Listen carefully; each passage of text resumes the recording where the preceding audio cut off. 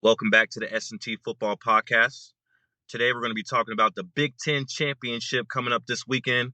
We have the number one Ohio State Buckeyes coming in undefeated against the number two Indiana Hoosiers, also undefeated on. This is the only conference title game this weekend that features any undefeated teams, let alone both undefeated teams. So, like the SEC, neither of those teams are undefeated.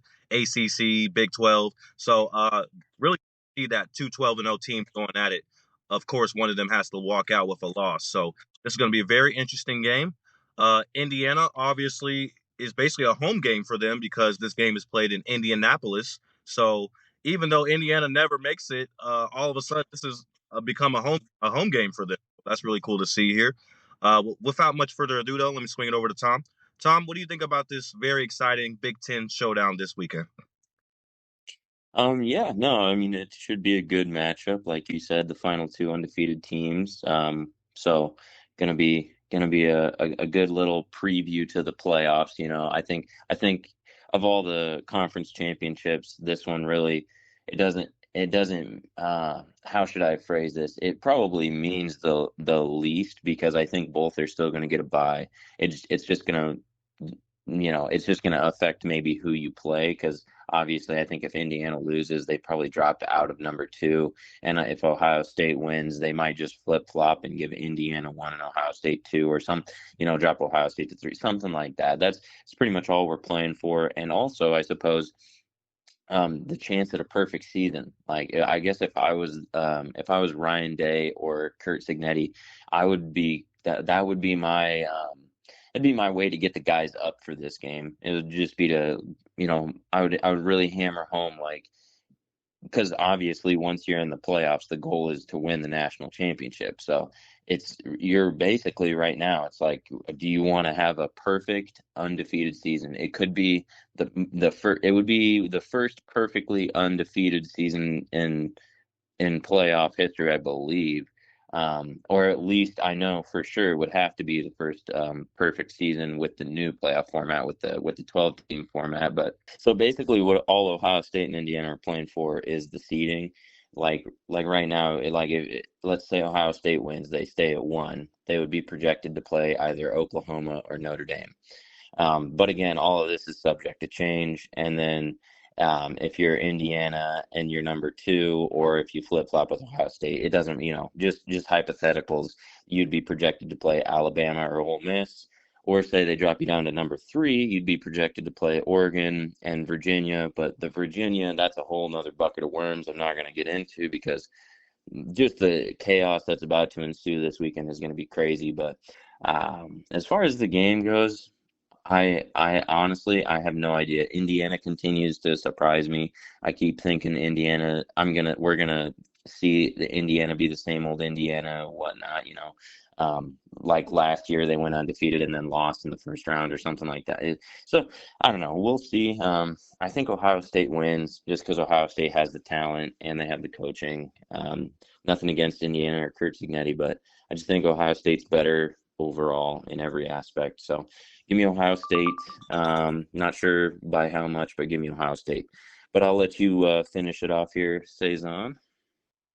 Good stuff there, Tom. Yeah, I agree with basically everything you said. And I think it's very important. I'm glad you touched on it. I think it's very important to remember that this one, it doesn't really matter as far as who's going to get in because both of these teams are going to get in. We understand that at this point. It's really just about seeding. And I think it really more only affects Indiana because I think if Ohio State loses, and it's probably going to be a close loss if they lose, let's be honest, they're probably not going to drop from 1 to 5, I don't think. Because Yes, I can. Yeah, I completely agree with that. But yeah, no. But sorry, I'll let you finish it off here. no, you're right. I mean, the committee always is accused of having their biases, and we understand they usually are going to have SEC bias and big logo, big brand bias.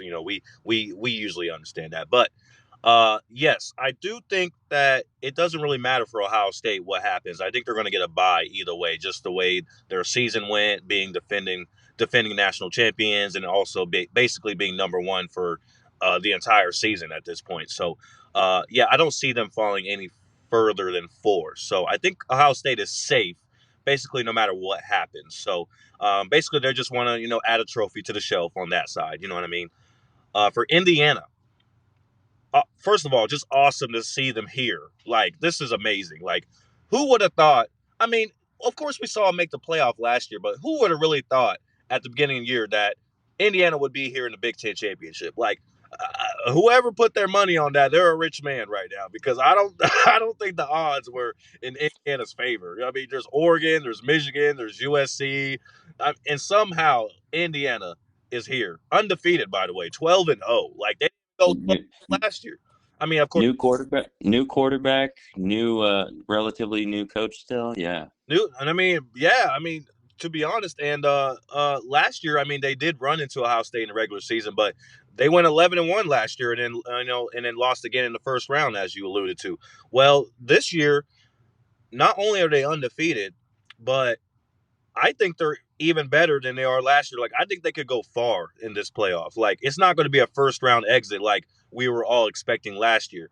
I, I wouldn't be surprised if Indiana is in the semifinals when all's said and done. Like, this is a team that can win some games in the playoff. Their offense, defense, coaching, special teams. It's just they are one of the best teams in the country. This number 2 ranking is not inflated because they have earned that number 2 ranking. If it wasn't for Ohio State being undefeated, they would be the number 1 team in the country right now. Like, that is everything Indiana has earned this season. So can't take anything away from them there. I do believe though that if Indiana loses this game and possibly gets blown out, they could fall out of the buys. They could fall out of the top 4. It's because A&M is at number 5, or excuse me, no. Oregon's at number 5. Ole Miss is at 6. A&M's at 7 now. All those teams only. Yeah. Yeah. Sorry. No, you're right. You're right. Yeah. I mean, because I believe that A&M should have been number 5, but they dropped them all the way down to 7. Uh, all those teams only have 1 loss. So if Indiana gets blown out, let's say, like you said, the big brand bias, Indiana doesn't have that working for them. They're going to bring up, oh, how they didn't have a hard schedule, even though they beat up on everybody like they were supposed to. They didn't have a hard schedule, yada, yada, yada. Indiana might end up falling out of the top 4, 5, 6. Shoot, they might be down there where A&M is right now. I mean, we just saw A&M go from 3-7 by losing to Texas, and A&M was 11-0 before that game. The And committee did the committee did say though that they're not taking into account the conference championships like the very they claim that a loss isn't going to affect a team that hey, man, much. They claim that. we're going to find out for sure this year because BYU is hoping that the committee stays true on that promise. Because if they're not going to punish Indiana or Ohio State, okay. If they're not going to punish Bama or Georgia, okay. But then don't turn around and punish BYU for losing their conference championship game. Because everyone, not everyone, but I think a lot of people at this point think that if BYU loses their game, they're going to drop out. I'm saying what the this goes with what the committee is going to do because you have to keep that same energy with all the teams. Like you said, you can't treat the big brand teams with peripheral. I'm not saying that word right, but with better treatment than the other teams. You know what I mean? So that's the only reason why I bring that up. But I do think Indiana wants to play well in this game. That's what my point is. I think they want to play well. I think they want to show up and give their all, especially just because Indiana's never won a Big Ten championship. So that would just be huge just for their school in entirety. You know what I mean? Just going in the future. That's a huge trophy to add in their case and be able to show that off. So that's huge for them. But I think they need to play well just because they don't want to fall out of the buys. Because if they get blown out, I wouldn't be surprised if Oregon takes their spot, if A&M takes their spot, if Ole Miss takes their spot. So I think that's the stakes on their side. I think the stakes are a little bit higher for the Hoosiers. That's all I have to say there. But my prediction, I'm going to take Ohio State. It's hard to pick against Ohio State. I understand the bigger brand and all that, but when it comes down to it, if I have to put my money on somebody, I'm gonna put it on the Buckeyes, just because we've seen it so many times. They're literally the defending national champs. It's hard to pick against them. Ohio State beat them last year, but I do think this will be a much closer game than it was last season. Last season, Ohio State basically dominated Indiana in that game.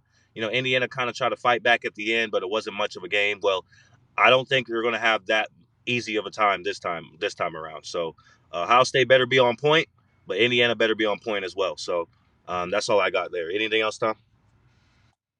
Yeah, I kind of like what you said there at the end. It's like I think honestly, I think Ohio State wins. It's Ohio State's game to lose, as they say. It's not.